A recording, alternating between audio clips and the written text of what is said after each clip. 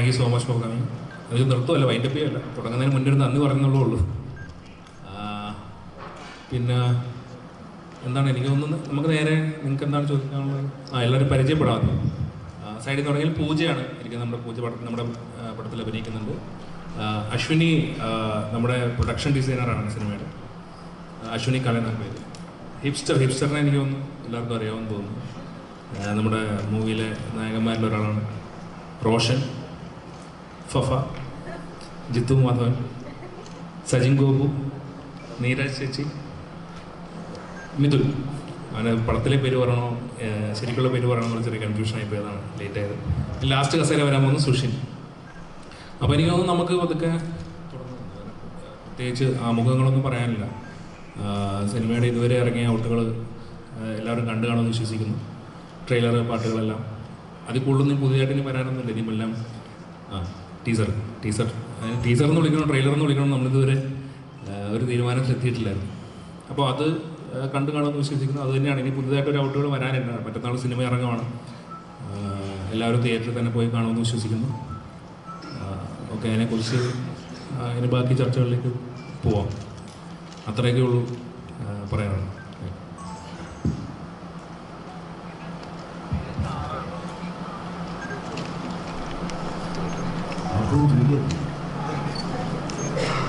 എങ്ങനെയാണ് നിങ്ങൾ ചോദിക്കുന്ന പോലെ ആയിരിക്കും? ഓ, അങ്ങനെയാണോ? ഓക്കെ. നമസ്കാരം, എൻ്റെ പേര് പൂജ. ഞാനതിൽ സ്വീറ്റി എന്ന് പറഞ്ഞൊരു കഥാപാത്രമാണ് ചെയ്തിരിക്കുന്നത്. കൂടുതൽ പറയണ്ട. Hi, this is Ashwini Kale. I'm the production designer for the film.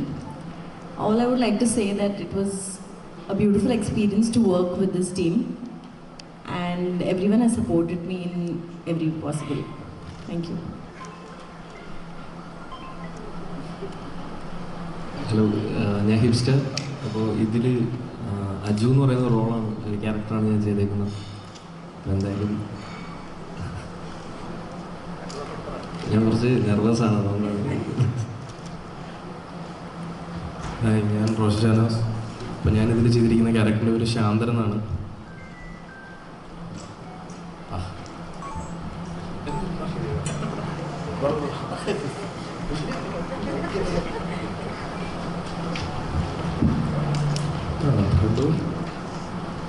അപ്പോൾ ഞാനും നെർവസാണ്. എൻ്റെ ക്യാരക്ടറിൻ്റെ പേര്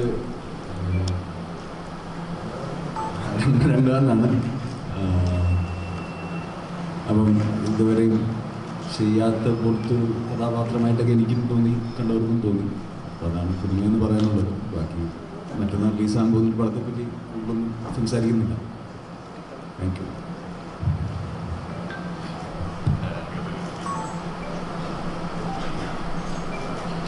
എൻ്റെ പേര് സജിൻ എന്നാണ്.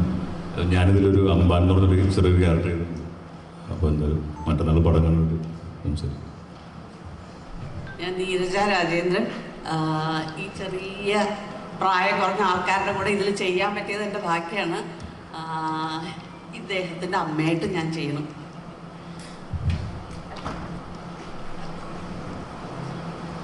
നമസ്കാരം, എൻ്റെ പേര് മിഥുൻ ജയശങ്കർ എന്നാണ്. എൻ്റെ ക്യാരക്ടറിൻ്റെ പേര് ബിബി എന്നാണ്. പിന്നെ ആവേശം ഞങ്ങൾ മൂന്നുപേർക്കും ഒരിക്കലും 1% പോലും മറക്കാൻ സാധ്യതയില്ലാത്തൊരു അനുഭവമാണ്.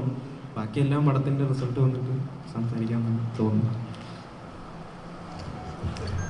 എൻ്റെ ക്യാരക്ടറുടെ പേര് സുഷിൻ ഷാ. ഇതിൽ മ്യൂസിക് ചെയ്യുന്നു. ഇതൊക്കെ തന്നെ കുറച്ച് ഡിഫറെൻ്റ് ആയിട്ടുള്ള സോങ്സാണ് ഇതിൽ ചെയ്യാൻ പറ്റുമെന്ന് വിശ്വസിക്കുന്നുണ്ട്. ഇതുവരെ ചെയ്യാത്തൊരു പാറ്റേൺ പിടിക്കാൻ പറ്റി. കുറേ പാട്ടുകളുണ്ട്. പടം ഇറങ്ങുന്നു, എല്ലാവരും കാണണം. Thank you. അപ്പോൾ നമുക്ക് April 11th ആവേശം മീറ്റിംഗ് തിയേറ്റേഴ്സ്. സോ ഈ ആവേശം ടീമിൽ let's give them a big round of applause. നമ്മൾ ഭയങ്കര സൈലന്റ് ആയിട്ടിരിക്കുകയാണ്. Then we will start with the Q&A suppose. Right, give them a big round of applause everyone. Team Aavesham, you can open up your Q&A now. ആർക്ക് questions ഒന്നും ഇല്ലേ?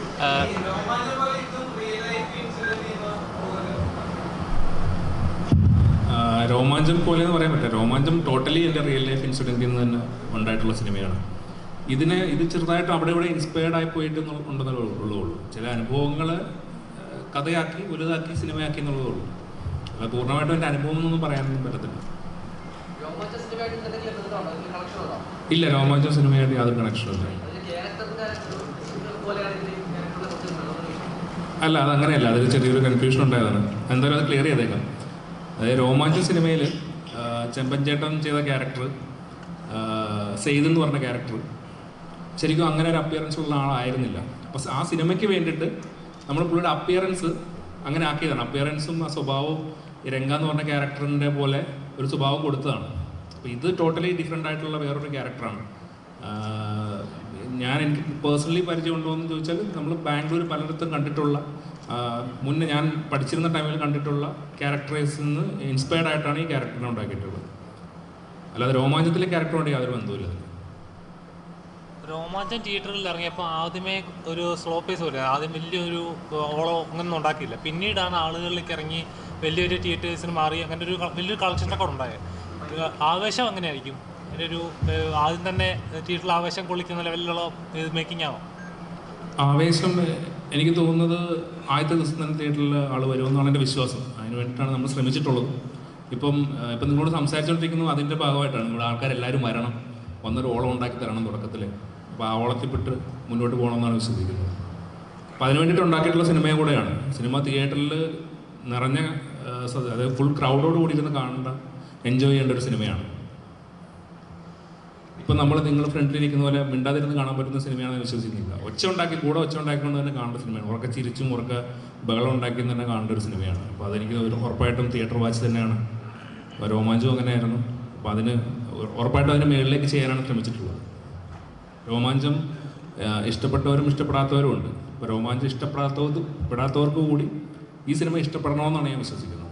അതിന് വേണ്ടിയിട്ടാണ് ശ്രമിച്ചിട്ടുള്ളത്.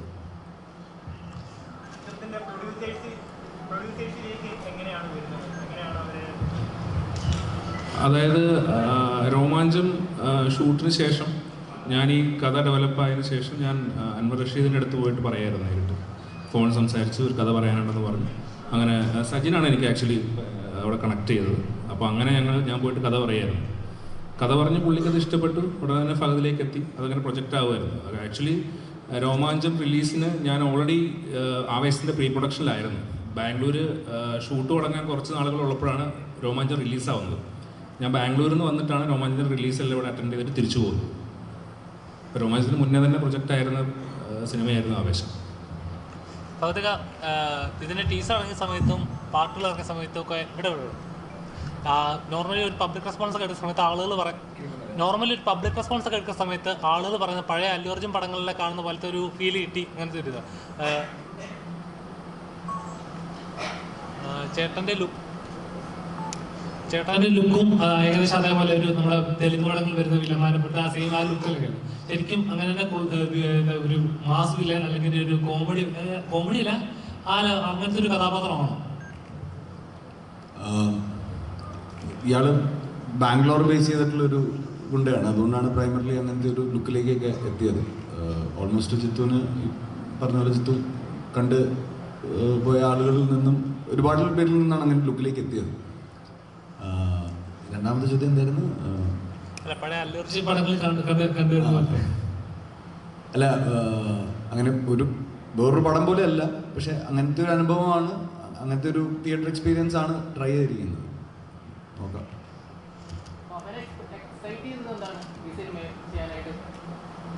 ഇതുപോലത്തെ ഒരു പരിപാടി ഞാൻ ഇതിനു മുമ്പ് പിടിച്ചിട്ടില്ല. എന്നെ ഇങ്ങനെ ആരും അഴിച്ചു വിട്ടിട്ടുമില്ല. ആദ്യമായിട്ടൊരു കൊമേഴ്ഷ്യൽ പടം ചെയ്യുകയാണ്. അപ്പോൾ ഒരു ആക്ടിങ് പ്രോസസ്സിൽ അതൊരു ഈസി ആയിരുന്നു, ടഫായിരുന്നു മറ്റുള്ളവരിൽ? ഈ ക്യാരക്ടർ കുറച്ച് എന്താ പറയുക, കുറച്ച് ലൗഡാണല്ലോ. അപ്പം അതിൻ്റേതായിട്ടുള്ള കോംപ്ലിക്കേഷൻസ് ഉണ്ട്. പിന്നെ അയാൾ കറക്റ്റ് മലയാളം അല്ല സംസാരിക്കുന്നത്. അയാൾ അങ്ങനത്തെ ഫുട്ടേജ് ഒന്നും വരാത്തതുകൊണ്ടാണ്. പുള്ളി കന്നഡയും മലയാളമൊക്കെ മിക്സ് ചെയ്തിട്ടുള്ളൊരു ഇതാണ്. അപ്പം ഉറക്കെയാണ് സംസാരിക്കുന്നത്. അങ്ങനെയുള്ള കുറേ കാര്യങ്ങളുണ്ട്. ഇതുവരെ കാണാത്ത തരത്തിലുള്ള ഒരു പ്രൊമോഷൻ രീതിയും പെർഫോമൻസും ആയിരുന്നു ഇക്കാടെ ഭാഗത്തുനിന്ന് കാണാൻ സാധിച്ചത്. എന്തായിരുന്നു അതിന്റെ കാര്യം? കാര്യമൊന്നുമില്ല, ട്രെയിലർ പോലും ഇല്ല. ഇതൊക്കെ ചെയ്താലേ അങ്ങനെ പ്രത്യേകിച്ച് കാര്യമൊന്നുമില്ല. എനിക്ക് ഈ പടം എന്നല്ല, ചെയ്യുന്ന പടങ്ങളെല്ലാം ആൾക്കാർ കാണണമെന്ന് ആഗ്രഹമുണ്ട്. അപ്പോൾ ഇത് ഒരു ഇൻട്രോ ഈ പടത്തിന് ആവശ്യമുണ്ടെന്ന് തോന്നി. പടം കാണാൻ പോകുന്നതിന് മുമ്പ് ഈ പടത്തിനെ പറ്റി ഒരു ഇൻട്രോ ആൾക്കാർക്ക് കൊടുക്കണമെന്ന് തോന്നി. അപ്പോൾ ഈ പടത്തിലുള്ള ഇക്കാടെ ഒരു കോൺഫിഡൻസ് ആണോ ഈ ഒരു പ്രൊമോഷൻസിലേക്ക് ഒരു ഭയങ്കര ഒരു പോസിറ്റീവ് വൈബ് കാണാറുണ്ട്? ഞാൻ പോസിറ്റീവ് അല്ലേ? ഞാൻ ഭയങ്കര പോസിറ്റീവ് അറിയാത്തോണ്ട്. ഇല്ല, അതെന്നാ കുട്ടികൾ ചുമ്മാ, ഞാൻ ഡാൻസ് പഠിച്ചിട്ട് പോയതൊന്നുമല്ല. കുട്ടികൾ ചുമ്മാ പറഞ്ഞോണ്ട് ഞാൻ അവരുടെ സന്തോഷത്തിന് വേണ്ടി അവരെന്തോ യൂണിയൻ ഡേ ആയിരുന്നു, അപ്പോൾ അതിൻ്റെയൊക്കെ ഒരു സന്തോഷത്തിന്. സുഷിൻ, മഞ്ഞുമൽ ബോയ്സ് ഇറക്കിയപ്പോൾ താങ്കൾ പറയാം മലയാള സിനിമയുടെ സീൻ മാറ്റുന്ന സിനിമയായിരിക്കും എന്ന്. ഇപ്പോൾ താങ്കൾ ചെയ്യുന്ന എല്ലാ പടങ്ങളും ഇപ്പോൾ നല്ല രീതിയിൽ വന്നുകൊണ്ടിരിക്കുക, ചെയ്യുന്ന ട്രാക്കുകളായാലും ശരിയാണ് മലയാളികൾക്ക് എപ്പോഴും റിലേറ്റ് ചെയ്യാൻ പറ്റുന്നത്. ആവേശം എങ്ങനെ ഒരു ചിത്രം തിയേറ്ററിൽ ആവേശം കൊള്ളിക്കുമോ? ഇങ്ങോട്ട് വന്നു തിയേറ്ററിൽ ആവേശം കൊള്ളിക്കണമല്ലോ, അതുകൊണ്ടല്ലേ അങ്ങനെ ഒരു ആവേശം എന്നുള്ള പേര് വെച്ചിട്ട്. ഇതേപോലെ തന്നെയായിരുന്നു കഴിഞ്ഞ പ്രാവശ്യം രോമാഞ്ചം കൊള്ളിക്കോ എന്നുള്ളൊരു സാധനം. അപ്പോഴും എനിക്കൊരു എക്സൈറ്റ്മെന്റ് ഉണ്ടായിരുന്നു, രോമാഞ്ചം കൊള്ളിക്കും എന്നുള്ളൊരു സാധനം. ആവേശം ഉറപ്പായിട്ടും ആവേശം ആക്ച്വലി ഫുള്ളി എൻ്റർടൈനറാണ്. മൊത്തത്തിൽ ചിരിയും പരിപാടിയൊക്കെ ആയിട്ട് ഫുള്ളി എൻ്റർടൈനർ പാക്ഡ് ആയിട്ടുള്ളൊരു പടമാണ്. അതിൻ്റെ അകത്ത് വേറെ അൺഎക്സൈറ്റ്മെൻറ്റ് എന്നല്ലേ പറയാം, അങ്ങനെ അത് ഉണ്ടാവാൻ സാധ്യതയില്ല. എക്സൈറ്റ്മെൻറ്റ് ഉണ്ടാവും എന്നുള്ളതാണ് എൻ്റെ പ്രതീക്ഷ. മറ്റൊന്നും സീൻ മാറുമെന്ന് ഞാൻ വിചാരിച്ചിട്ട് പറഞ്ഞൊന്നുമല്ലല്ലോ, ചുമ്മാ തണ്ട്. അതേപോലെ അങ്ങനെ തന്നെ ആവട്ടെ.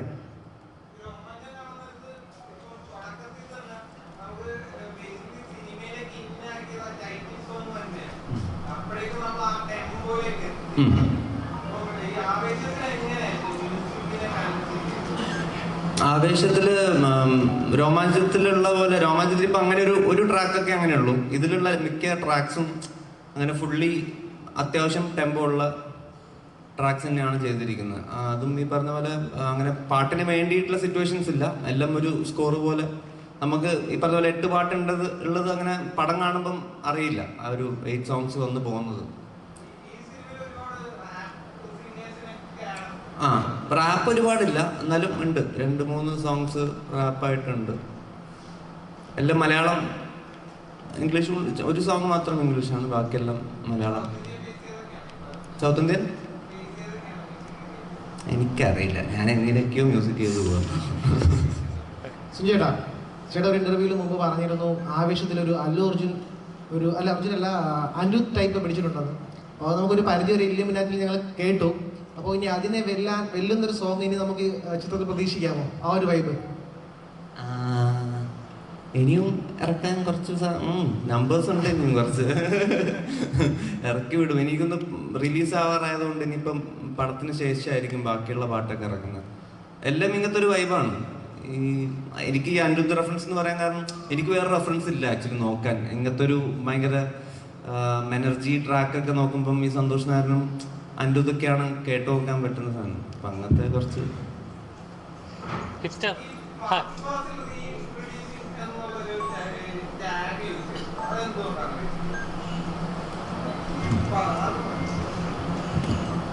ചുമ്മാ യൂസ് ചെയ്ത കാരണമൊന്നുമില്ല, ചുമ്മാ അത് എന്തെങ്കിലും ഒരു ലൈക്ക് പറഞ്ഞല്ലോ, ഞാൻ ഇതുവരെയും ചെയ്യാത്ത സിനിമകളുടെ സ്വഭാവവും പെർഫോമൻസ് ആയാലും ഇങ്ങനെയൊരു സെറ്റിങ്ങിൽ ഇങ്ങനൊരു എന്താ പറയുക, ബാംഗ്ലൂരിൻ്റെ ഒരു കോളേജ് ലൈഫും സ്റ്റുഡൻറ്റ് ലൈഫും വേറൊരു സൈഡാണ് നമ്മൾ എക്സ്പ്ലോർ ചെയ്തിരിക്കുന്നത്. അപ്പം അങ്ങനെയൊക്കെ മൊത്തത്തിൽ ഒരു പുതുമ തോന്നിയതുകൊണ്ടാണ്.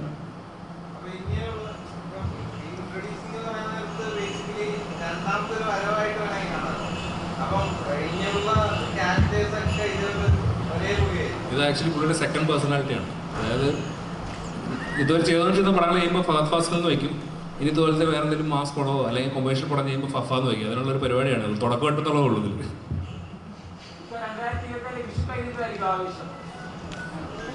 ആവട്ടെ ആവട്ടെ.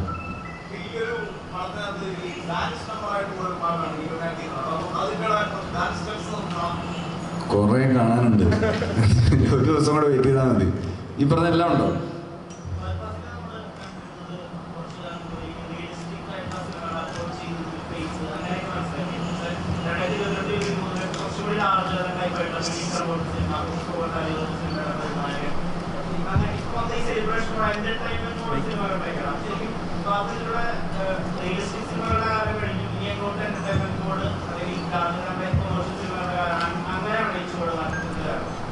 അല്ല, അങ്ങനെയല്ലല്ലോ, അങ്ങനെ ഒരിക്കലും അല്ല. ഇപ്പം എന്നെ തേടി വരുന്ന സിനിമകളാണ് ഞാൻ ചെയ്യുന്നത്.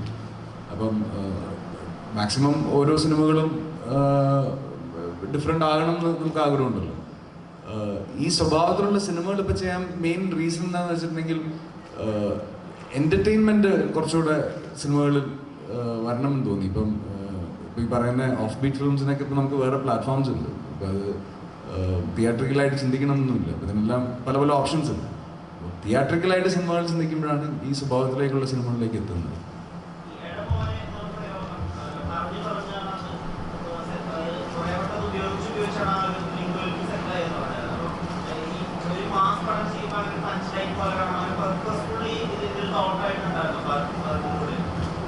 ഇല്ല ഇല്ല, അങ്ങനെയൊന്നുമില്ല. എല്ലാം ഓർഗാനിക്കായിട്ട് സംഭവിച്ചത്.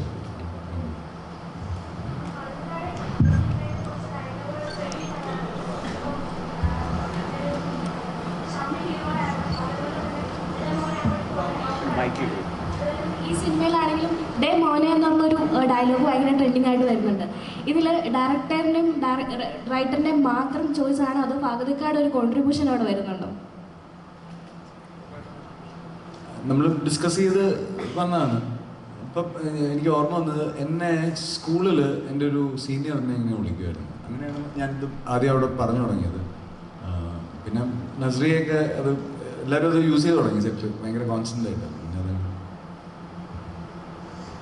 ഹിപ്സ്റ്റർ ഇപ്പോൾ ഒരുപാട് സോഷ്യൽ മീഡിയ വളരെ ആക്റ്റീവായിട്ടുള്ള ഒരാളാണ്. ഒരുപാട് ഗേൾസ് ഫാൻസ് ഉണ്ട്. അപ്പം നോർമലി ഇങ്ങനെ ഒരു ചിത്രം ഞങ്ങൾ ഒരു പബ്ലിക് റെസ്പോൺസ് എത്തപ്പോൾ ഹിപ്സ്റ്ററിനെ കണ്ടപ്പോഴേക്കും ഹിപ്സ്റ്റർ ഈ പടത്തിലുണ്ടോ? ഇവിടെ മൈക്കുണ്ടോ?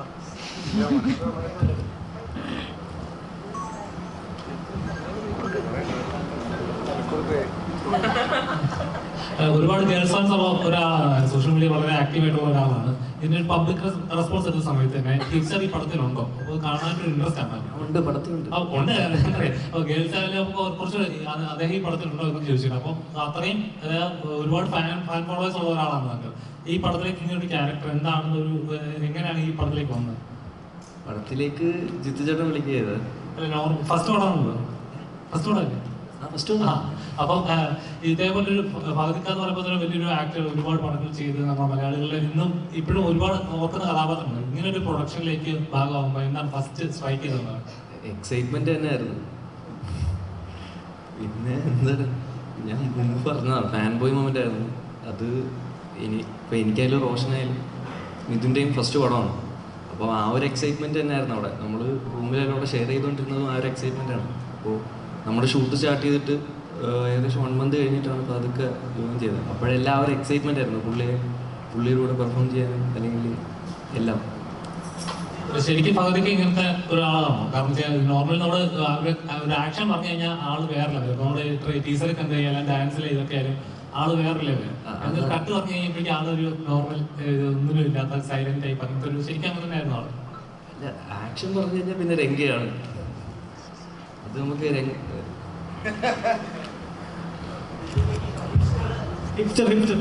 ഇപ്പം ഷൂട്ടിന് പോകുന്നതിന് മുന്നേ എന്തോ പഠിക്കാൻ പോവാണെന്ന് വീഡിയോ ചെയ്തിട്ടാണ് പോയെന്ന് ഇങ്ങനെ കേട്ടിട്ടുണ്ട്. സോ ഇപ്പം യൂട്യൂബിൽ നോക്കിക്കഴിഞ്ഞാൽ ഹിപ്സ്റ്റർ ലാസ്റ്റ് ഇട്ട വീഡിയോ 1 year ബാക്കാണ്. അപ്പോൾ അതിൽ കമൻ്റൊക്കെ നോക്കിക്കഴിഞ്ഞാൽ മകനെ മടങ്ങി വരുമെന്നൊക്കെ പറഞ്ഞിട്ട് ഒരുപാട് കമൻ്റ് ഉണ്ട്. അപ്പം എന്തുകൊണ്ട് പിന്നീട് ഒമേഗയുടെ നോക്കിയില്ല, അല്ലെങ്കിൽ പകുതിക്കൊക്കെ വെച്ചിട്ട് ഓക്കെ. അപ്പം ഇനി സിനിമകളായിരിക്കും കൂടുതൽ നോക്കുക, അല്ലെങ്കിൽ നേരത്തെ ഇതുപോലത്തെ വ്ളോഗ് പരിപാടി അങ്ങനെ ആയിരിക്കും? ഞാൻ ഒരു മെയിൻലി ഇപ്പോൾ എൻ്റെ വീഡിയോസ് കഴിഞ്ഞാൽ എൻ്റർടൈൻമെൻറ്റ് മാത്രം ഫോക്കസ് ചെയ്യുന്നുണ്ട്. ഒരു കോണ്ടന്റ് ക്രിയേറ്റർ എന്ന നിലയിൽ എൻ്റർടൈൻമെൻറ്റ് മാത്രം എൻ്റെ വീഡിയോസ് കാണുന്നവർക്ക് അറിയാം. അത് മാത്രം ഫോക്കസ് ചെയ്യുന്നത്. ഞാൻ ഒരു ഫ്ലോയിലേക്ക് പോകുന്ന ഒരാളാണ്. അപ്പോൾ ഫിലിമിൽ ഇപ്പോൾ ജിത്തു വിളിച്ചപ്പോഴത്തേക്ക് ഞാൻ ചെയ്തു. അപ്പം നിങ്ങൾക്കും ആ ഒരു കോൺഫിഡൻസ് വന്നാലേ എനിക്കും ചെയ്യാനുള്ളൊരു കോൺഫിഡൻസ് എടുക്കുള്ളൂ. അപ്പോൾ ആ ഒരു ഫ്ലോ അനുസരിച്ച് പോകാനാണ് ഇപ്പോൾ മൈൻഡിലും. അങ്ങനെ വലിയ പ്ലാനിങ് ഒന്നുമില്ല. ഇപ്പോൾ ഒരു കാര്യം പെട്ടെന്ന് പറഞ്ഞിട്ട്, ഇവർ 3 പേരുമാണ് ഈ സിനിമയിലെ ഹീറോ. ഏറ്റവും ബുദ്ധിമുട്ടുണ്ടായിരുന്നത് ഇവരെ 3 പേരെയും ബാംഗ്ലൂർ പുറത്ത് ഷൂട്ട് ചെയ്യാനായിരുന്നു. കാരണം ഹിപ്സ്റ്ററിനെ കണ്ട ആളുകൂടിയ ഷൂട്ട് നടക്കത്തില്ല. അപ്പോൾ അത്രയും 1 million സബ്സ്ക്രൈബേഴ്സൊക്കെ നമ്മൾ സെറ്റിലല്ലേ. അപ്പം ഞങ്ങൾക്കും അത് ഭയങ്കര പുതിയൊരു എക്സ്പീരിയൻസ് ആയിരുന്നു. എനിക്ക് പ്രത്യേകിച്ചും ഞാൻ ആദ്യമായിട്ടാണ് ഇങ്ങനെ ഒരു ഇത്രയും എന്താ പറയുക യങ്സ്റ്റേഴ്സായിട്ട്, അതും ഇൻഡിവിജ്വലി അവരുടേതായിട്ടുള്ള കാര്യങ്ങൾ ചെയ്തുകൊണ്ടിരിക്കുന്ന ആൾക്കാരുടെയൊക്കെ ഇൻട്രാക്ട് ചെയ്ത് കുറേ നാളുകൾ 3-4 മാസം ഞാൻ ഒരുപാട് എൻജോയ് ചെയ്തു. Thank you thank you thank you. ഇതിപ്പോൾ രോമാഞ്ചം OTT റിലീസിന് ശേഷം രോമാഞ്ചം കണ്ടിട്ട് ചിരി വരുന്നില്ല എന്ന് പറഞ്ഞ് വലിയ രീതിയിൽ വിമർശനങ്ങളുണ്ടായിരുന്നു. അപ്പോൾ അതുകൂടി മുന്നിൽ കണ്ടുകൊണ്ട് എല്ലാവരെയും ചിരിപ്പിക്കാം, അങ്ങനെ ചിരി നിമിഷങ്ങൾ ഉണ്ടാവണം, അത് തിയേറ്ററിൽ വർക്കാവുന്ന, അതായത് റിലീസിന് ശേഷവും ആളുകൾ പറഞ്ഞു രസിക്കുന്ന തമാശകൾ, അതായത് നമ്മുടെ പണ്ടത്തെ ഈ അൻവർ റഷീദ് സിനിമകളിലൊക്കെ ഉള്ള പോലത്തെ തമാശകളുണ്ടല്ലോ, നമ്മൾ ഡെയിലി യൂസേജസ് പോലെ ഉപയോഗിക്കുന്ന തമാശകൾ, അങ്ങനെ ഉണ്ടാക്കാൻ റൈറ്റിംഗ് ലെവലിൽ തന്നെ അങ്ങനെ ഒരു ശ്രമമുണ്ടോ? അല്ല, എപ്പോഴും നമ്മൾ എല്ലാവരെയും എൻ്റർടൈൻ ചെയ്യിക്കാൻ തന്നെയാണ് ശ്രമിക്കുന്നത്. അത് ഇതിനും ശ്രമിച്ചു, രോമാഞ്ചത്തിനും ശ്രമിച്ചിരുന്നു, ഇതിനും ശ്രമിച്ചിട്ടുണ്ട്. അപ്പോൾ അതിലെ ആളുകൾക്ക്, അതായത് ഞാൻ പറഞ്ഞു നേരത്തെ പറഞ്ഞു, അതിലിഷ്ടപ്പെടാത്ത ആൾക്കാർക്ക് കൂടി ഇത് ഇഷ്ടപ്പെടണമെന്ന് ഞാൻ ആഗ്രഹിക്കുന്നുണ്ട്, അതിനുവേണ്ടി ശ്രമിച്ചിട്ടുണ്ട്. നമുക്ക് നോക്കാം, ബാക്കി മറ്റന്നാൾ അറിയാം. ഇത് തന്നെയായിരുന്നു മനസ്സിൽ വേറെ സംസാര രീതിയാണ് റോമാഞ്ചത്തിന്റെ ഇടയ്ക്ക് ചെറിയ പ്രശ്നങ്ങളുണ്ടായി, അതിനൊരു വേറെ ഡിസ്ട്രിബ്യൂട്ട് ഏറ്റെടുക്കും. അതിൽ താങ്കൾ തന്നെ പറഞ്ഞിട്ടാണ് ഇതിന്റെ ഒരു റോമാഞ്ച് സെക്കൻഡ് പാർട്ട് പോലെ വേറെ ആൾക്ക് കമ്മിറ്റ് ചെയ്തെന്ന് പറയും. അതിന്റെ സത്യാവസ്ഥ എന്താണ്? ഇല്ല, വേറെ ആൾക്കും കമ്മിറ്റ് ചെയ്തതായിട്ട് ഞാൻ പറഞ്ഞിട്ടില്ല. രോമാഞ്ചം സെക്കൻഡ് പാർട്ടിൻ്റെ കാര്യം അന്ന് സംസാരിച്ചിരുന്നത്. രോമാഞ്ചം സെക്കൻഡ് പാർട്ടുണ്ട്, അതിൻ്റെ പ്ലാനിങ്ങുകൾ തുടങ്ങിയിട്ടില്ല എന്നുള്ളതാണ് പറഞ്ഞിട്ടുള്ളത്. അപ്പോൾ അതിലങ്ങനെ വേറെ കൺഫ്യൂഷൻസ് ഉണ്ടായിട്ടല്ല. രോമാഞ്ചം റിലീസാവുന്നതിന് മുന്നേ ആയ പ്രൊജക്റ്റാണിത്. രോമാഞ്ചത്തിൻ്റെ റിലീസിനൊക്കെ എത്രയും മുന്നേ തന്നെ ഇത് പ്രൊജക്റ്റായി കഴിഞ്ഞു. നവംബറിൽ ഇത് പ്രൊജക്റ്റായി, നവംബർ ഡിസംബറിൽ പ്രൊജക്റ്റായി, ഫെബ്രുവരിയിലാണ് രോമാഞ്ചം റിലീസാവുന്നത്. അപ്പോൾ അതിൻ്റെ സെക്കൻഡ് പാർട്ടും ഇതും തമ്മിൽ അങ്ങനെ വേറെ ബന്ധങ്ങളൊന്നുമില്ല. അങ്ങനെ യാതൊരു കമ്മിറ്റ്മെൻറ്റ്സും ഇല്ല. അല്ല, എനിക്ക് അങ്ങനെ അല്ലെങ്കിലും അതിനെക്കുറിച്ച് അത്രയും ഒരു വളരെ സെക്കൻഡ് പാർട്ട് എന്താണെന്ന് പോലും പൂർണ്ണമായിട്ട് തീരുമാനമായിട്ടില്ല. ഒരു സ്ക്രിപ്റ്റ് ആവാതെ ഒരിക്കലും കമ്മിറ്റ്മെൻറ്റിലേക്ക് പോകില്ലല്ലോ. സജിൻ, ഇപ്പം നമുക്ക് മണിച്ചിത്രത്താഴിലെ ലളിത ചേച്ചിയൊക്കെ നരേറ്റ് ചെയ്തിരുന്നു ആകവല്യ എന്താണ് എന്നുള്ളത്. അപ്പം നമ്മൾ ടീസറിൽ കണ്ട അത് അപൂർവമായിട്ട് ഒരു ക്യാരക്ടറിനെ നരേറ്റ് ചെയ്യാൻ കിട്ടുന്ന ഒരു അവസരം അപൂർവമായിട്ടാണ് ഒരു ആക്ടറിന് കിട്ടുന്നത്. അപ്പൊ ഈ ചിത്രത്തിൽ അങ്ങനത്തെ ഒരു അവസരം കിട്ടിയിട്ടുണ്ടല്ലോ. ബേസിക്കലി രംഗണ്ണ ആരാണെന്ന് നരേറ്റ് ചെയ്യുന്നുണ്ടല്ലോ. എന്നെ സംബന്ധിച്ച് ഭാഗ്യമാണ് അങ്ങനെ ചെയ്യാൻ പറ്റിയത്.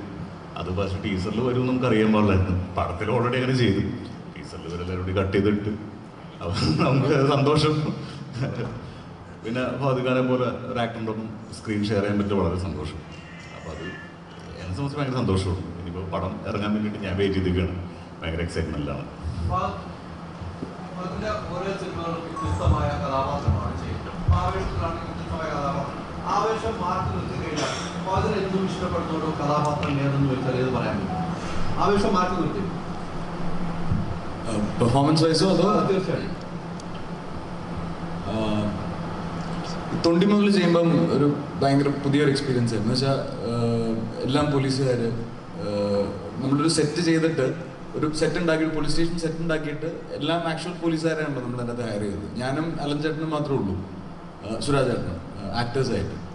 എനിക്കത് ഭയങ്കര പുതിയ എക്സ്പീരിയൻസ് ആയിരുന്നു. അപ്പം ഫസ്റ്റ് ഡേ എന്നെ അവിടെ കൊണ്ടുപോയിട്ട് പൊത്തം പറഞ്ഞ് ഒരാളെ ബസ്സിൽ വെച്ചിട്ട് ഇങ്ങനെ മാല മോഷ്ടിച്ച് പിടിച്ചു. അയാളെ പോലീസ് സ്റ്റേഷനിൽ കൊണ്ടുവന്നാൽ എന്താണ് ചെയ്യേണ്ടത് അത് ചെയ്യാൻ പറഞ്ഞു.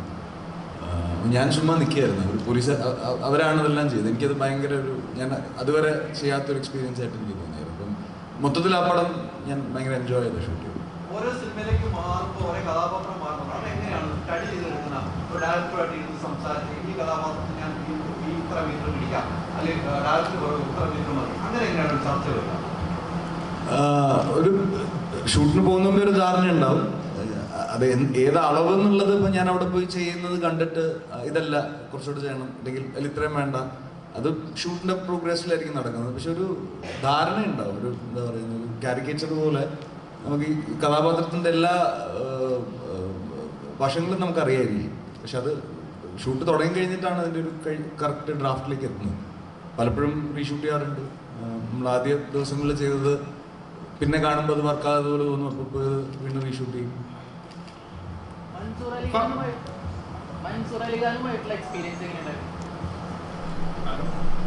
എനിക്ക് മുമ്പ് അറിയാവുന്ന ആളാണ്. ഞാൻ വേലക്കാരനൊക്കെ വർക്ക് ചെയ്തിട്ട് എനിക്ക് കുറച്ച് മുമ്പ് അറിയാവുന്ന ആളാണ്. എനിക്ക് അന്നും ഇന്നും ഞാൻ പുള്ളിയോടുള്ളപ്പോൾ ഞാൻ ഒരുപാട് ചിരിക്കാറുണ്ട്. അപ്പം അതാണ് എനിക്ക് അറിയാവുന്ന, എന്നെ ഒരുപാട് ചിരിപ്പിക്കുന്ന ഒരാളാണ്. ഇപ്പൊ ഈ ചിത്രം ആവേശം അനൗൺസ് ചെയ്ത മുതൽ ഒരു ഹൈപ്പ് ക്രിയേറ്റ് ചെയ്തിരുന്നല്ലോ. ഇപ്പം അതിനുശേഷം ഇത് വേറൊരു ടൈപ്പ് പരിപാടിയാണെന്ന് സുഷിൻ പറഞ്ഞപ്പോഴൊക്കെ ഒരു ഹൈപ്പ് ക്രിയേറ്റ് ചെയ്തു. അപ്പൊ അതിന്റെ ലുക്കിലൊക്കെ ഒരു ഹൈപ്പ് ക്രിയേറ്റ് ചെയ്തു.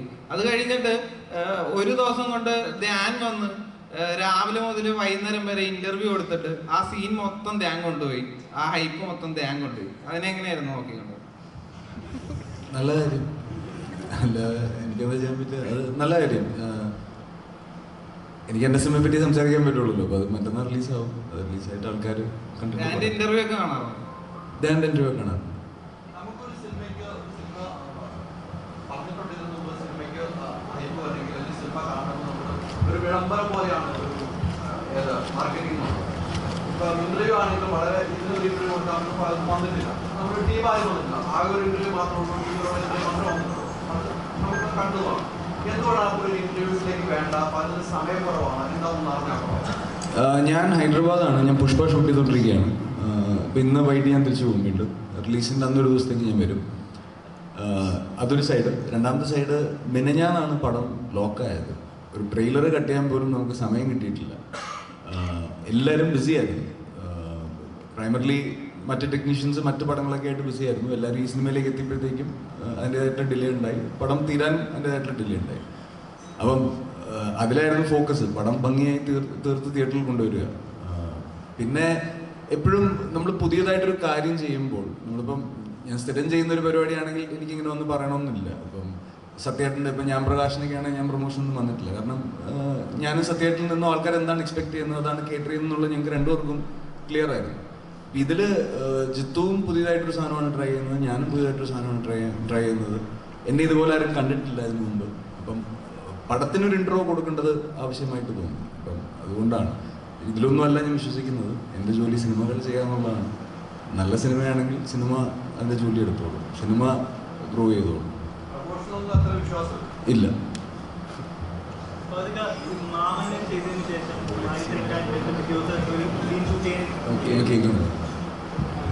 മാമന്റെ ഷൂട്ടിൽ ഒരു സീൻ എടുത്തതിന് ശേഷം പിറ്റേ ദിവസം മാരി സാറിൻ്റെ അടുത്ത് ചേട്ടൻ ചെന്നിട്ട് നമ്മൾ ഇന്നലെ എടുത്ത സീൻ ഒന്നുകൂടെ റീക്രിയേറ്റ് ചെയ്യാമെന്ന് അങ്ങോട്ട് പറഞ്ഞായിട്ട് കേട്ടിട്ടുണ്ട്. അപ്പം ഇതൊരു പുതിയ പരിപാടിയാണ്. അപ്പം ഇതിൽ അത്തരത്തിൽ എടുത്ത സീൻ പിന്നീട് വേറെ രീതിയിൽ ചെയ്യാം എന്ന് പറഞ്ഞ് ചേട്ടൻ ഡയറക്ടറിൻ്റെ അടുത്ത് അപ്രോച്ച് ചെയ്ത് അങ്ങനെ എന്തെങ്കിലും സിറ്റുവേഷൻ ഉണ്ടായിട്ടുണ്ടോ?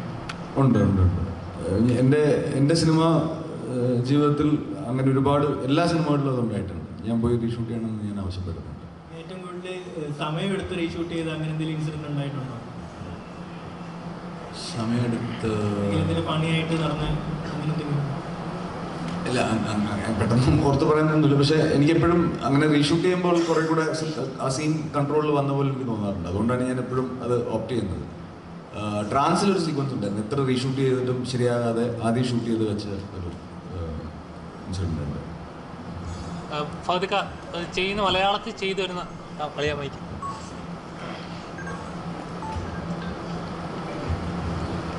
ഫൗദിക്ക മലയാളത്തിൽ ഒരു സെറ്റ് ഓഫ് കഥാപാത്രങ്ങൾ ചെയ്തു വെച്ച് ഒന്നിനൊന്ന് മലയാളി പ്രേക്ഷകർ ഫൗദിക്ക എന്ന് പറയുമ്പോൾ ഈ ടൈപ്പ് കഥാപാത്രങ്ങളാണ് നമുക്ക് പ്രതീക്ഷിക്കാം എന്ന് ഒരു എക്സ്പെക്ടേഷൻ നിൽക്കുന്ന സമയത്ത് തമിഴിൽ പോയി വേറെ ലെവൽ ഓഫ് കഥാപാത്രം, വില്ലനായിട്ടാണെങ്കിലും ശരി, പുഷ്പയിലെ കഥാപാത്രമായാലും ശരി, ഇങ്ങനെ എന്നെക്കൊണ്ട് പറ്റിയെന്ന് തെളിയിച്ചു.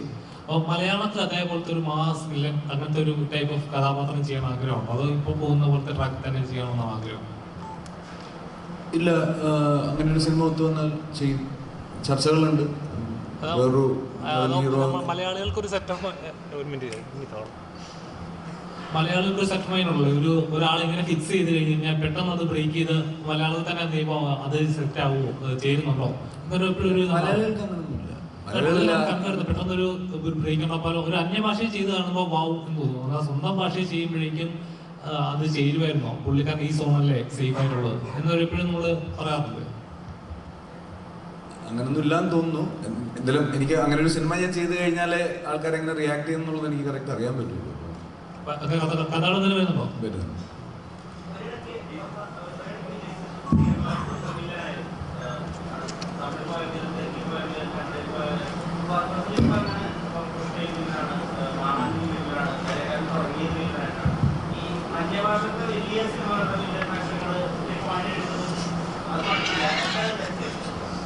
ഇല്ല, അതിൻ്റെ എക്സൈറ്റ്മെൻറ്റ് ഈ ടാലൻറ്റ് കൊളാബറേഷൻ തന്നെയാണ്. ഇപ്പം വിക്രത്തിൽ ഐ മീൻ മാമനിൽ വടിവേൽ സാറിൻ്റെ വില്ലനായിട്ട് അഭിനയിക്കുക എന്നുള്ളത് എനിക്ക് ഭയങ്കര എക്സൈറ്റ്മെൻ്റ് ഉള്ള കാര്യമായിരുന്നു. പുഷ്പയിൽ ബണ്ണിയുടെ കൂടെ അങ്ങനെ ഒരു സിനിമ ചെയ്യാൻ പറ്റുന്നത് എക്സൈറ്റ് ചെയ്യുന്ന കാര്യങ്ങളാണല്ലോ നമ്മൾ ചെയ്യുന്നത്. ബാക്കിയെല്ലാം സെക്കൻഡറി ആണ്. ആസ് എ സിനിമ നമ്മൾ എക്സൈറ്റ് ചെയ്യുന്നതുകൊണ്ടാണ് നമ്മൾ അതിൻ്റെ അകത്തേക്ക് നിൽക്കുന്നത്.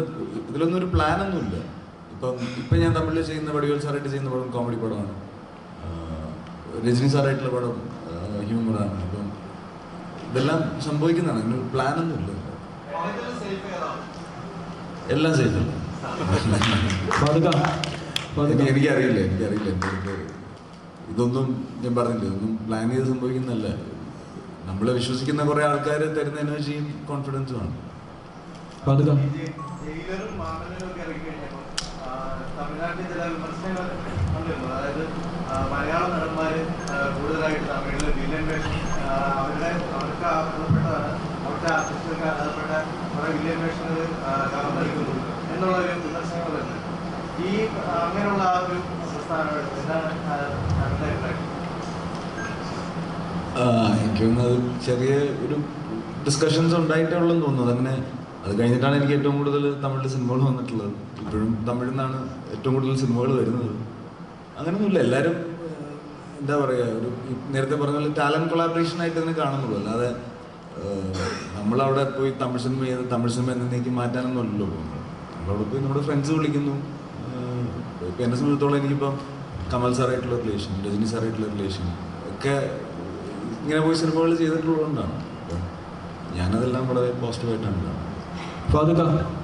ഇവിടെ എൻ്റെ പേര് ഫാസിൽ എന്നാണ്. കഴിഞ്ഞ പ്രാവശ്യം ഉണ്ടായിരുന്ന ഒരാൾ.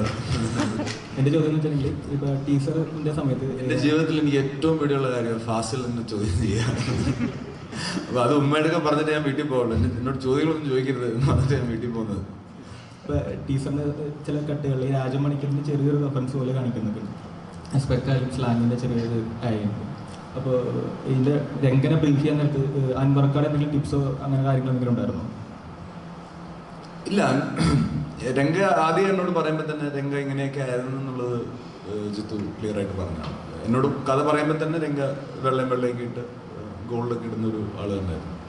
പിന്നെ ഈ മീശയും ഹെയർ സ്റ്റൈലൊക്കെ നമ്മൾ പിന്നെ ഒരു ലുക്കിലേക്ക് എത്താൻ വേണ്ടി അങ്ങനെ അതൊക്കെ ഡിസ്കസ് ചെയ്ത് ഡ്രൈവ് ചെയ്തു. അല്ലാതെ വേറൊരു സിനിമയുടെ റെഫറൻസ് വെച്ചിട്ട് ചെയ്തതാണ്.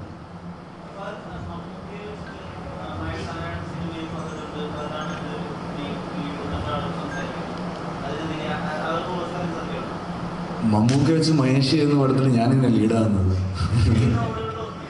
ഇല്ലില്ല, അത് മമ്മൂക്ക മഹേഷ് ചിത്രമാണ്. ജിത്തി ചേട്ടാ, ഇപ്പം രോമാഞ്ചം നോക്കിക്കഴിഞ്ഞാൽ അതിൻ്റെ ഒരു ക്ലൈമാക്സ് പോർഷനിലേക്ക് വരുമ്പം രോമാഞ്ചം വരുന്നൊരു ഷോട്ട് കാണിക്കുന്നുണ്ട്. അത് ഭയങ്കര ബ്രില്യൻ്റ് ആയിട്ടാണ് പ്ലേസ് ചെയ്തേക്കുന്നത്. അപ്പം ആവേശത്തിലേക്ക് വരുമ്പോൾ ഈ ഒരു ടൈറ്റിൽ എങ്ങനെയാണ് വരുന്നത്, അല്ലെങ്കിൽ സിനിമയും ടൈറ്റിലും തമ്മിലുള്ള കണക്ഷൻ?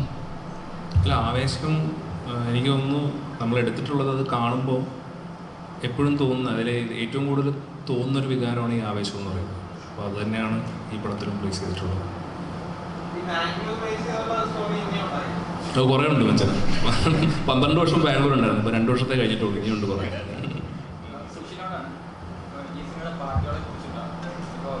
രോമാഞ്ചം വരുമ്പോൾ എൻ്റെ ലിറിസിസ്റ്റ് വിനായക് ശശികുമാർ. അപ്പോൾ ഈ സിനിമയിൽ വിനായകനാണ് പാട്ടുകൾ എഴുതിയത്. അപ്പോൾ ഈ 2 പാട്ടുകൾ കേൾക്കുമ്പോൾ നമുക്ക് വളരെ രോമാഞ്ചം കണ്ടുകൊണ്ട് പലപ്പോഴും ആ പാട്ടുകൾ ആ സിനിമയുടെ കഥ നമുക്ക് പറഞ്ഞു തരുന്നുണ്ട് പലരും. അപ്പോൾ ഇതിനകത്തും ചില പാട്ടുകളൊക്കെ ശ്രദ്ധിച്ച് കേൾക്കുന്നത് കിട്ടുന്നു. അപ്പോൾ ഈ വിനായകും സുഷിനുമായിട്ടുള്ളൊരു കോമ്പിനേഷൻ, കാരണം കുറേ ഹിറ്റ് പാട്ടുകൾ വന്നിട്ടുണ്ട്. അപ്പോൾ അതിനെക്കുറിച്ചിട്ടാണ് ഒരു ചോദ്യം. രണ്ടാമത്തെ ചോദ്യം, ഇന്നത്തെ സിംഗേഴ്സ് ഇപ്പോൾ ബാസി ഒരു പാട്ട് പാടിയിട്ടുണ്ട്, തമിഴിൽ നിന്ന് പാൽഡപ്പ വന്നിട്ടുണ്ട്. അപ്പോൾ എങ്ങനെയാണ് ഈ ഇങ്ങനെയുള്ള സിംഗേഴ്സിനെ ചൂസ് ചെയ്യുന്നത്? ജിത്തു എനിക്ക് 25 ദിവസവും 8 പാട്ടുമാണ് ചെയ്യാനുള്ള ഡെഡ് ലൈൻ എന്നത്. അപ്പോൾ നമ്മൾ 2 ദിവസത്തിലൊരു പാട്ട് ചെയ്യുക, അങ്ങനെയാണ് നമ്മളിരിക്കുന്നത്. ജിത്തു ഡെയിലി വരും, ഞാൻ അകത്തിരുന്നെങ്കിൽ ചെയ്യും, ജിത്തു പുറത്തുനിന്നെങ്കിൽ ബുക്ക് വായിച്ചിരിക്കും.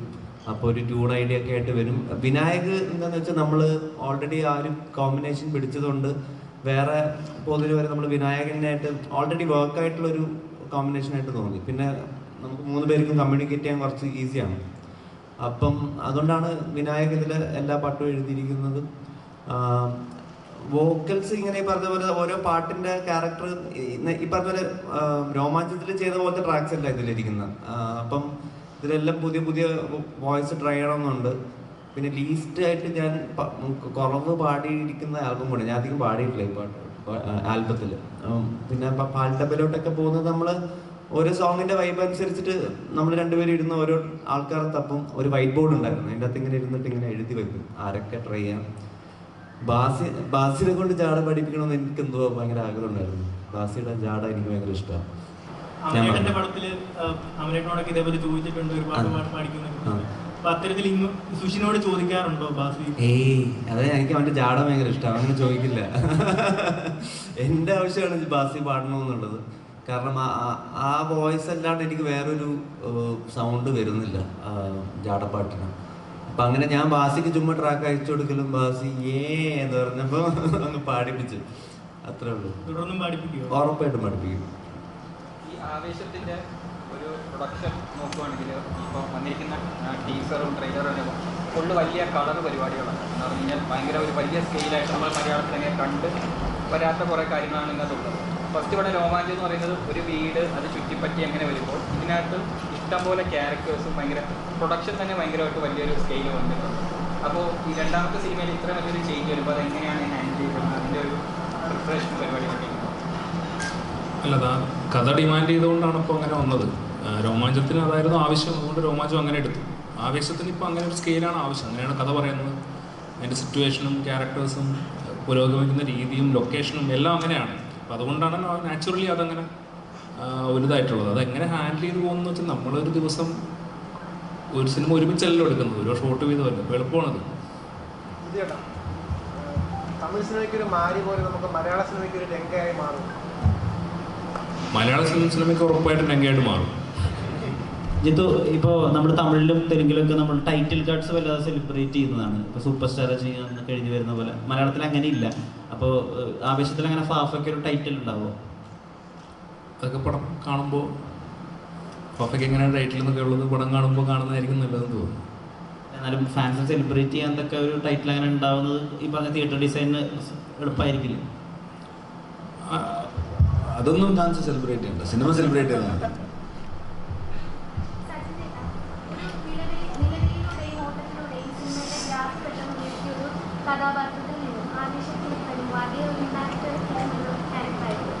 ഒന്നും കേട്ടില്ല കുറച്ചുകൂടെ.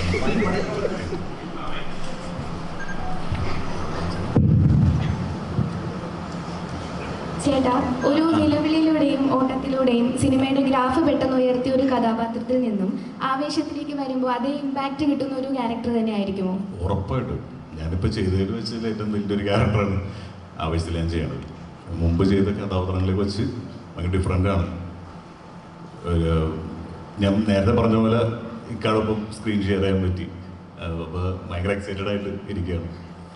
മുൻപ് ചെയ്ത കഥാപാത്രങ്ങളെ വെച്ച് ഭയങ്കര ഡിഫറെൻ്റാണ്.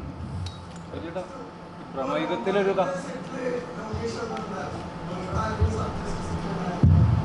എങ്ങനെ കിട്ടും മനസ്സിലായി?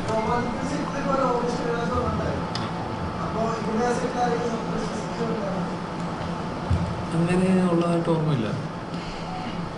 സജീവ് ഗോപു ഈ പ്രമേയത്തിൽ നല്ലൊരു കഥാപാത്രത്തെ വന്നിട്ട് അത് മാറ്റി നിർത്തിയിട്ടാണ് ആവേശത്തിലേക്ക് വന്നെന്നുള്ളത് പറഞ്ഞു കേട്ടിട്ടുണ്ട്. അതേപോലെ നല്ല രീതിയിൽ ജിം വർക്കൗട്ടൊക്കെ ചെയ്തിട്ടാണ് ഈ കഥാപാത്രത്തിലേക്ക് വന്നതെന്ന് കേൾക്കുന്നുണ്ട്. എങ്ങനെയുണ്ടായിരുന്നു ആവേശം? ബ്രഹ്മയുഗം മാത്രമല്ല, കുറേ സിനിമകൾ മാറ്റി വെച്ചിട്ടാണ് ആവേശം ചെയ്യണം. ഞാൻ പറയണം, ഞാൻ ഷൂട്ട് നീട്ടി പോയതാണ് പുള്ളിക്ക് ബ്രഹ്മയുഗത്തിൽ നിന്ന് മാറേണ്ട വന്നത്. ഞാൻ സമയത്തിന് ഷൂട്ട് ചെയ്തില്ല, കറക്റ്റ് സമയത്ത് ഷൂട്ട് തീർത്തുമില്ല. സോറി ഏട്ടാ. അത്രേ ഉള്ളൂ.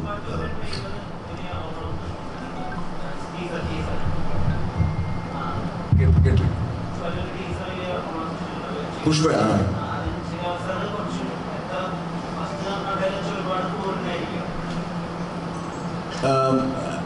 വേറൊരു ഇൻട്രസ്റ്റിംഗ് ട്രാക്കാണ്. അങ്ങനെ ക്രൂരതയും പരിപാടിയൊന്നുമില്ല, ഭയങ്കര ഇൻട്രസ്റ്റിംഗ് വേറൊരു ട്രാക്കാണ്. രസമുണ്ട്.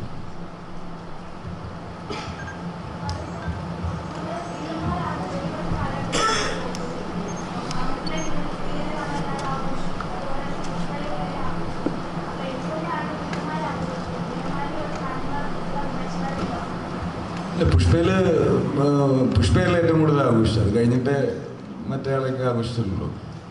പിന്നെ ഈ വില്ലന്മാരെ ആഘോഷിക്കുന്ന വില്ലന്മാരുടെ തമാശകളൊക്കെയാണ് ആൾക്കാർ ഡിസ്കസ് ചെയ്യുന്നത്. അല്ലാതെ വില്ലന്മാരുടെ കഥാപാത്രത്തിൻ്റെ ക്വാളിറ്റീസ് ഒന്നുമല്ല, പെർഫോമൻസിനെയാണ് ആൾക്കാർ സെലിബ്രേറ്റ് ചെയ്യുന്നത്.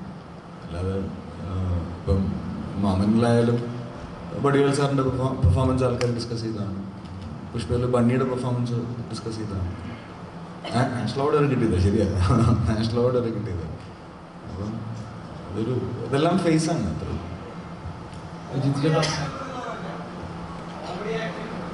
ആവേശം പറയാം. എന്തെല്ലാം ഉണ്ട്, കോമഡി ഉണ്ട്, ആക്ഷൻ ഉണ്ട്, ത്രില്ലുണ്ട്. അതും ഉണ്ട്, കുറച്ച്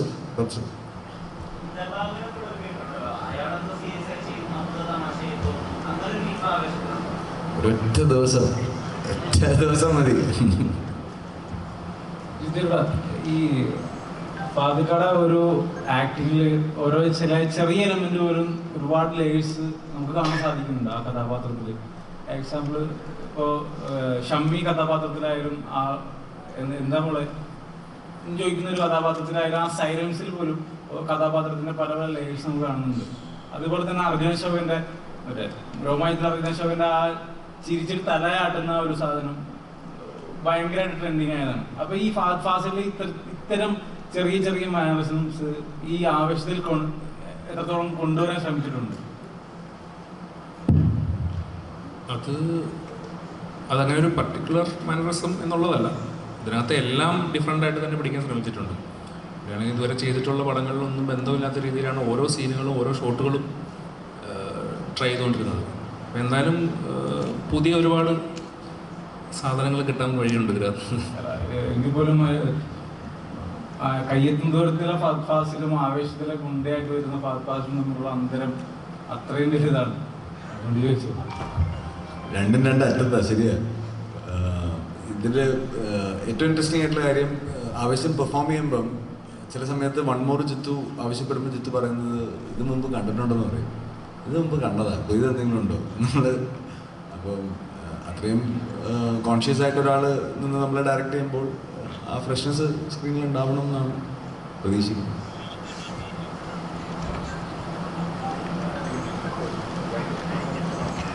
അപ്പോൾ എല്ലാവരും ഏപ്രിൽ 11 പടം കാണുക, സെലിബ്രേറ്റ് ചെയ്യുക. Thank you. Happy Eid. Enjoy. Thank you.